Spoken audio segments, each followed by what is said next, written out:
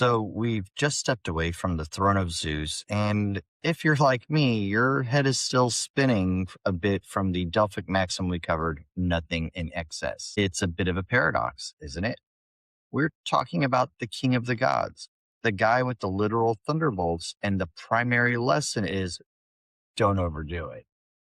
But there's a reason for that. In the main episode, we talked about how Zeus represents the cosmic order. But here on the boat, just you and me, I want to talk about how that feels in the real world. Because in our modern era, there is a heavy, almost suffocating stigma attached to anyone who dares step into a leadership role. I call it the stigma of the sovereign. Think about the last time you saw one take charge of a situation. What was your first thought? Good, a leader, or was it, who the hell does this person think they are? We've become a culture that is so deeply suspicious of the sovereign energy. And while that skepticism keeps tyrants in check, it also leaves a lot of us wandering around without a rudder. So let's break down this stigma. So let's break down what this stigma actually looks like. We live in the shadows of the phrase power corrupts. We've seen so many examples of excess, Zeus's shadow side, if you will, in politics, corporate greed, and even toxic family dynamics. Because we're so afraid of becoming the villain of the story, we've branded the act of leading as a form of an ego trip. If you're a manager, you're afraid of being the man. If you're a parent, you're afraid of being too authoritarian. If you're in a friend group, you're afraid of being the controlling one. We've controlled sovereignty into a dirty word. But here's the problem. When everyone is afraid to lead because of that stigma, the boat doesn't just steer itself, it drifts. In ancient Hellenism, Zeus wasn't just a ruler, he was the guarantor of exania, or hospitality, and dike, or justice. Leadership wasn't a prize he won, it was a job he did to keep the universe moving forward and to keep it from collapsing back into chaos. When we buy into the stigma of the sovereign, we aren't being humble, we are actually being irresponsible.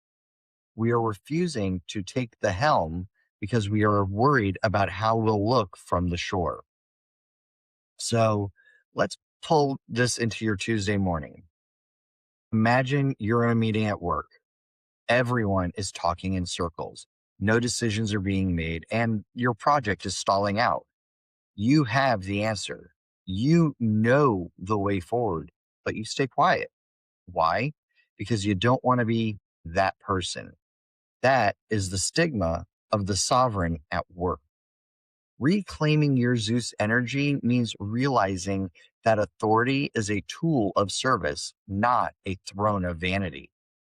In our roadmap, we talked about Zeus representing the responsibility of leadership. Responsibility is the key word there. Zeus's sovereignty was tied to the protection of the social contract. If you take charge because you want to be important, that's hubris, which we'll get to next with Hades. But if you take charge because the situation requires a steady hand to ensure everyone is being treated fairly and the work gets done, that is justice. The stigma tells you you're being bossy. The tradition tells you that you are exercising dike. You are putting things in their proper place. We have to stop apologizing for having a vision and start focusing on how that vision serves the people around us. So, how do we handle this without actually becoming the tyrant that we're afraid of? We go back to that Delphic maxim, nothing in excess. Check your why. Ask yourself, am I leading for the thunderbolt or for the order?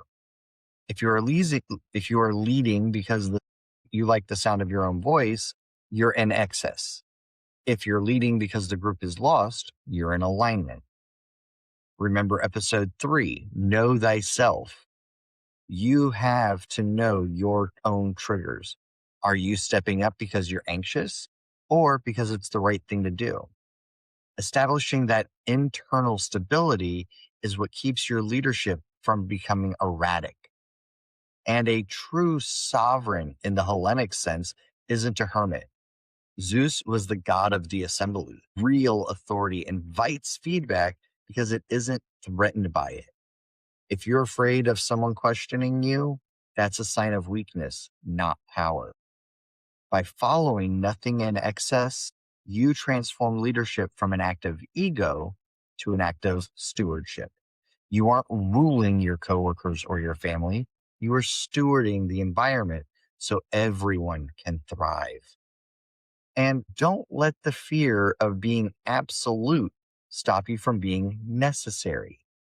The world is full of people waiting for someone to have the courage to say, this is the way we're going. As long as you keep your hand on the maxim and your heart on justice, you aren't a tyrant. You're a leader. Next time, the water gets a lot darker and the air gets a lot colder. We're heading into phase 2 of the season, the Olympian trials. We're meeting Hades to talk about the maxim, hate hubris, and face down the stigma of the grave. It sounds heavy, but I promise it's where we'll find some real treasure. I'll keep the motor running, and I'll see you at the next crossing.